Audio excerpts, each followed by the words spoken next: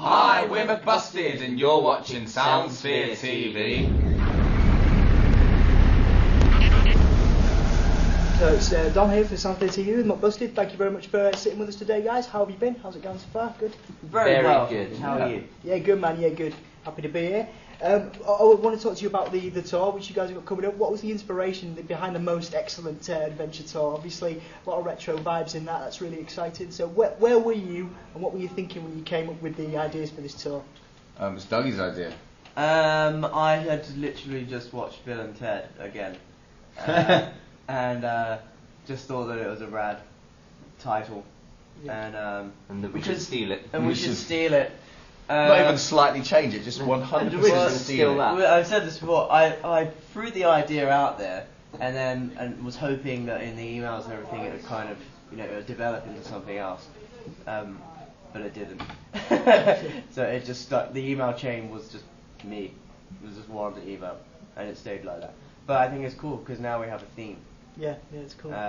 It's kind of it's arcadey theme, like retro-y. Early 90s. Yeah, absolutely. Have you guys seen the film? You've all seen the Bill and Ted films, right? Yeah. So on that theme then, if you guys could go back in time and kind of change any part of, I guess, Busted or McFly's history for the better or the worse, is there a part you would kind of go back and change? I changed a lot of hairstyles. Okay. For the better. My own. No one else's. Everyone else's was pretty good. I had some chocolate. And maybe me and James could do with benefiting from someone going back in time and helping us out in the hair department. Yeah. I'd go back in time. I made some pretty shockers. Find Matt in a nightclub and punch him in the eye. Punch him in the eye? Why? So you'd get a black eye before you had to do the signing. Oh, you're funny. Maybe it was me. Maybe it was you. It was Dougie that came and punched me in the eye in that club that night. Yeah. So I had to pull out of a signing once because I had a massive black eye and my management wouldn't let me go to the signing. So and I just found out it was Dougie that went back in time and punched me in the face. Oh, a nightmare. Yeah, horrendous. Yeah. If you could bring back, Bill and Ted, if you could bring back any historical figure, which would you bring back and why? I'd bring back Walt Disney. Okay. I'd bring back Elvis. Why would you bring back Walt Disney? Because I think Walt Disney's an amazing man. Well, he might still be alive though. Isn't his head frozen or something? He might still. Maybe isn't his head frozen? Maybe he's a His time frozen, isn't traveler. it? Just in the freezer in Disney. That's what I heard. I heard a rumour that Walt Disney's head is frozen somewhere. So when the technology comes to bring him back to Under all life, the Mickey Mouse ice creams. Yeah, there's Disney. Oh, we dug too far. Who would I'm can only bring back one. Yeah. Damn it. Well, it's either George Harrison or John Lennon. Okay, cool. I don't know which one. You can't make me choose. So have each of you guys got like influences outside of music? Like think about like places or games or movies, anything like that? I think movies play a big part in all of our lives. I mean, I think we've been influenced by films and characters within movies for different songs and things have kind of come specifically from characters in movies. James in our band lives his life like a film. Yeah. I think he feels like he's like watching himself in a movie. If you guys could have an actor play each of you individually in a movie, who would you pick? Well, we were just discussing that Dougie looks a little bit like Clint Eastwood. Maybe you would have Clint Eastwood from back in the day, in his prime. Nice. Clint Eastwood's slightly girly son. Yeah, if Clint Eastwood was a girl. Nice. Matt, you could be play someone hard. Tom Hardy. Tom Hardy. Yeah. Someone hard. That's how I got there. Who else? Who else could play Matt? Danny Dyer. I was about to say Danny Dyer. Yes. What? On Matt. Well, Nice. Nice. Here we go, Bosh. Nice. Who would play Tom? Some old school like what was that guy that everyone said you looked like? Is it Bruce Forsyth. Bruce Forsyth. There, Bruce Forsyth would play you. Cool. That Bruce Forsyth. Nice. There we go. Nice. What a film that would be. That would be quite a movie. Yeah.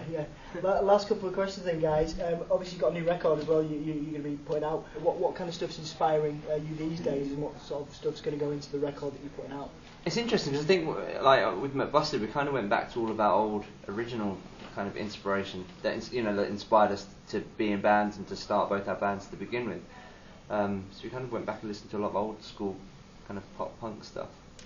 Because that's kind of what where our original inspiration came from when we started our band. So it just kind of felt natural to go back to that for when we're writing the album. Yeah, what kind of stuff, like in terms of? On the first tour, we kind of started listening to loads of Offspring and Blink-182 and Sum 41 and kind of bands like that. We were kind of listening to all those kind of things, which sparked off loads of little ideas and things like that. I wanted to ask you as well, because obviously you'll be an inspiration for a lot of young musicians coming out, whether they're rock bands or pop bands. What advice would you give to young musicians to stay passionate and motivated, as you guys have always managed to do? I don't know, dude. I think life is so much harder than being in a band. Do you mean like life outside of the band is tough? Do you mean that's like real work? Like this is just being in a band is awesome. It's kind of just fun and kind of it's like a traveling stag do. It's just a laugh. Like it's not really something I think you have to kind of try really hard at. Do you know what I mean? Like, it's just something which when it comes to music and writing music and stuff like that, that's when like it comes to a bit more like work, and you have to you focus on what you're doing, meet deadlines and finish albums and stuff like that. But actually touring is the most fun thing I've ever done in my life, and kind of is always that way. Yeah. As long as you're surrounded by good people, I think I hear a lot of like a few of other people that I know that are in bands and have have a bad egg in that band. It kind of becomes a bit of a drag, but luckily, like Busted's just cool. 6 bad eggs. 6 terrible, smelly eggs. So which seem to cancel each other out.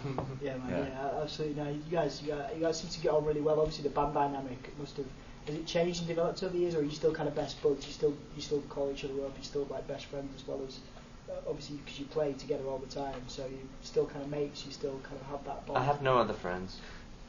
Seriously. I have 3 other friends. And that's it.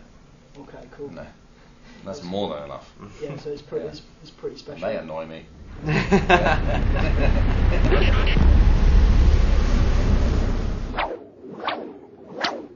Hey, we've been McBusted, having a chat on Soundsphere TV. It's been fun. It's been emotional. Been really, really fun. Thank you for watching.